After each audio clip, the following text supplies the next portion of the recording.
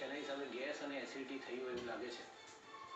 પણ don't worry, ચિંતા કરવાની જરૂર નથી. હું તમને એમને આપી દેજો.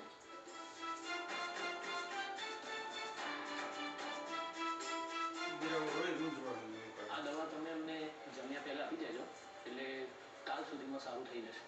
ચાલો તો નીકળું. એક મિનિટ ડૉક્ટર, તમે ઘરે આવ્યા જ છો તો અમારા ઘરે બીજું પણ કોઈ પ્રેગ્નન્ટ છે, તો તમે એમને પણ તપાસી જ લો ને. મોહિની પાસે ડૉક્ટર છે, એને તપાસની જરૂર નથી.